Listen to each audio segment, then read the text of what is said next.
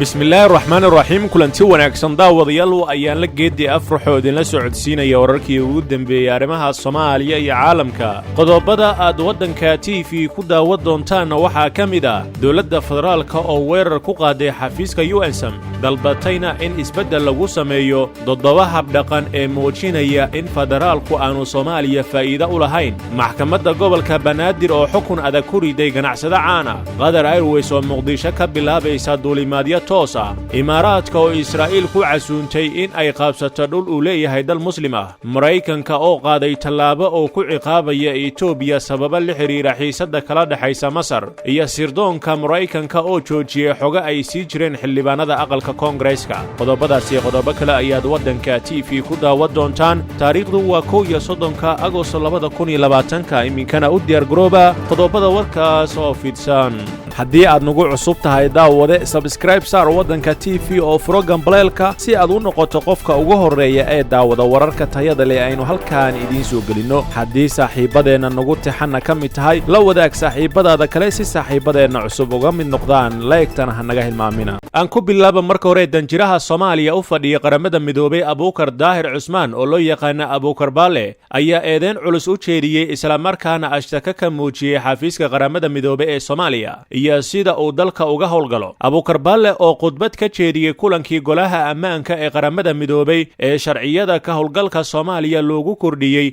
UNSM ayaa ku eedeeyay xafiiska qaramada midoobay inuu noqday mid ka falceliya oo kaliya xaaladii markaas u taagan oo aan lahayn awood uu taageero siyaasadeed iyo mid farsamo oo ku siiyo ajandooyinka muhiimka u ah dib u dhiska Soomaaliya inkasta oo ay jiraan dhammaan horumarada ay samaysay dawladda federaalka sanadihii dhawaa xafiiska UNSM wuxuu u muuqdaa inuu isu bedelayo hab aan la jaanqaadi karin dadaalada iyo guulaha muuqda ee dawladda federaalka Soomaaliya tani waxa ay horseeday in waxqabadka howlgalka UNSM uu noqdo mid ka falceliya kaliya dhacdooyinka oo awood aad u yar u leh inuu taageero siyaasadeed iyo weliba mid farsamo siiyo dadaalada asaasiga u ah ajandooyinka dhismaha dawladeed ee Soomaaliya ayuu yiri Abuukar Baale dadaalada dib u dhiska ee aan ka wadno Soomaaliya waa in ay noqdaan kuwa ay Soomaaliya hogaamiso sidaas darteedna waxaan ku baaqaynaa in la dhowro madaxbannaanida dalka Soomaaliya waxaan ka digaynaa faragelin shisheeye oo lagu sameeyo arrimaha Soomaaliya gaar ahaan doorashooyinka Abuukar Baale ayaa sidoo kale sheegay in la gaaray waqtigii dib u eegis lagu sameyn lahaa sharciyada xafiiska UNSM uu kaga howlgalo Soomaaliya iyadoo ujeed ku yahay in laga dhiga howlgal ka jawaabi kara isbedelada degdega ah ee ka dhacaya dalka isla markaana la jaanqaadi kara ahmiyadda Soomaaliya xilligan muhiimka ah waxa uu sidoo kale ku baaqay in warbixinada xogayaha guud ee qaramada midoobay ee Soomaaliya ee mar la soo saaro rubac sanadeed kasta ay noqdaan kuwa ay ku jiraan warbixino kooban oo aan lagu faahfaahin dhacdooyin gaar ah balse ay noqdaan kuwa diiradda saaro oo taxliiliya arrimaha waaweyn soona jeediya talooyin iyo weliba go'aano waa tahay bal dhinaca kale tana waxa hubaal ah in federaalku sheega Soomaaliya loo sameeyay in Soomaaliya lagu sii furfuro kadibna lagu fiiqdo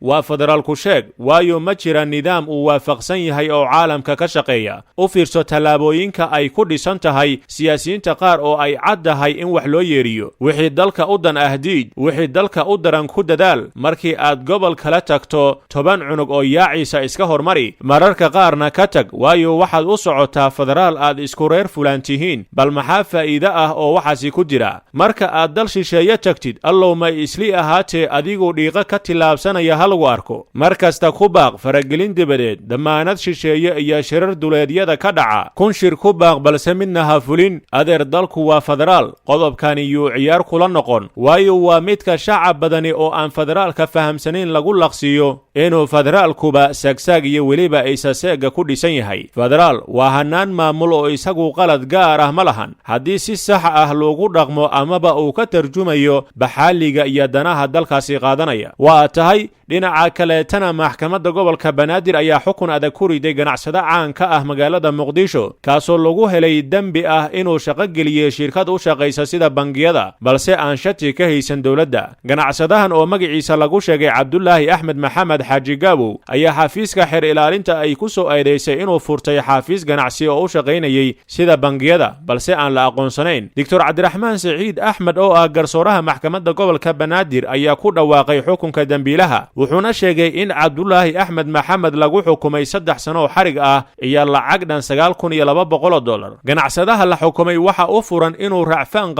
qaadana kara inta la ogol yahay oo ah muddo 30 maalmood ah. waa tahay bal dhinaca kaleetana diyaaradda caalamiga ah ee Qatar Airways ayaa ku dhawaaqday dib u bilaabashada duulimaadyo 3 toddobaadle ah oo ay ku tagaysa caasimadda Soomaaliya ee Muqdisho laga bilaabo Sebteembarta soo socota 6 2020. adeega magaalada caasimadda ah ee Soomaaliya waxaa maamuli doona Airbus A320 oo leh 12 kursi fasalka ganacsiga iyo waliba 120 kursi fasalka dhaqaalaha. Doha Airways ayaa adeeg nuucan ah ka bilowday dalka Djibouti bishii hore. shirkadda diyaaradaha Qatar ayaa horseeday soo kabashada safarka hawada ee caalamiga ah iyadoo ay shirkaddu dib u dhis ay ku sameysay adeegyada gaar ahaan shabakadeeda in ka badan 85 duulimaad oo ku kala yaala 5 qaaradood. dib u bilaabashada duulimaadyada 3 toddobaadlaha ah ee Muqdisho Soomaaliya waxa ay calaamad u tahay sida Qatar Airways ay Afrika ugu sii fidayso. markii lagu daro magaalada Muqdisho shirkadda ayaa sameyn doonta 40 duulimaad oo toddobaadle ah kuwaas oo qaaradda ku baahsan ilaa 9 meelood oo ay ku jiraan Addis Ababa, Dar es Salaam, Djibouti, Kigali, Kilimanjaro, Nairobi, Tunis iyo Zanzibar. madaxa fulinta shirkadda diyaaradaha ee Qatar Airways Abakar Albakar ayaa yiri waan ku faraxsanahay inaan dib u bilowno duulimaadyada aan ku tagayna caasimadda Soomaaliya ee Muqdisho. waxaa loo arkaa inay tahay magaalada ugu dadka badan Soomaaliya.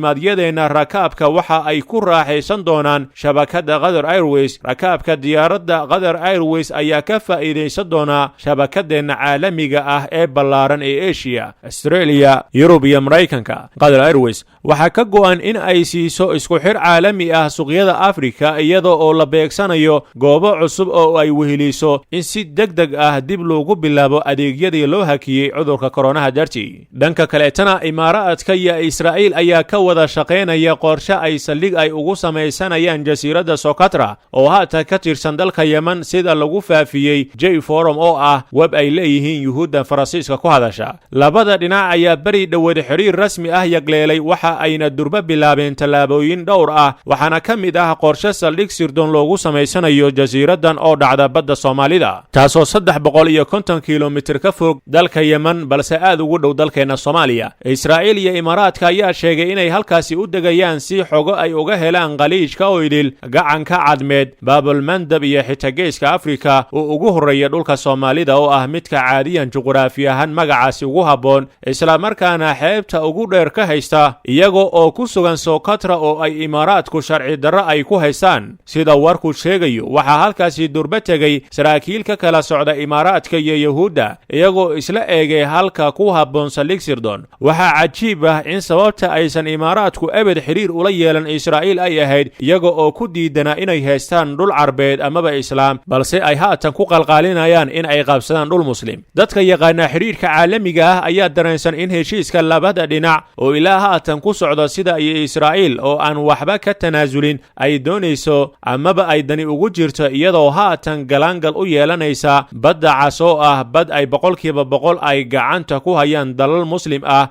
iyadoo aanay muuqanin wax awal seegana oo haatan u soo kordhay Imaaraadka. arrintan ayay tahay inay dowladda federaalka isha ay ku hayso maadaama uu Imaaraadku dalal kale uu ku casuumayo dhul uusan isagu sharciyan lahayn oo ay taasoo kale Soomaaliya lafteeda ay ka sameyn karaan. dhinaca kale tana xoghayaha arrimaha dibadda Mareykanka Mike Pompeo ayaa ansixiyay qorshe lagu hakinayo kaalmada dibadda ee Mareykanka uu siiyo Ethiopia sabab la xiriira muranka dalkaasi kala dhexeeya Masar iyo Suudaan ee la xiriira biyo xireenka ay ka sameysanayso wabiga Niilka. waxaa sida sii wariyay wargeyska Foreign Policy ciqaabtan ayaa waxaa sameynaysa qiyaastii $130 milyan oo ah kaalmada dibadda ee Mareykanka uu siiyo Ethiopia. waxaa sida sii wargeyska Foreign Policy u sheegay sargaal Mareykan ah. sargaalka ayaa sheegay in ay tani saameyn karto kaalmada amniga ka hortagga argagixisanimada iyo waliba tababarka militariga iyo mashruucyo kale. si kastaba kaalmada la hakiyay kuma jirto midda arrimaha bini'aadanimo ee degdega ah kaalmada cuntada iyo barnaamijyada daryeelka caafimaadka ee looga gol leeyahay la tacaalidda cudurka corona iyo cudurka HIV. sida uu qoray wargeyska Foreign Policy madaxweynaha Mareykanka Donald Trump ayaa saaxiib dhow la ah madaxweynaha Masar Abdel Fattah al-Sisi waxaana saraakiisha Ethiopia ay ku eedeeyeen inuu dhinac la saftay. mid ka mid ah saraakiisha Mareykanka ayaa u sheegay Foreign Policy wali waxa la sameyn karaa horumar waxaana jirta muddo furan doorka Maraykanka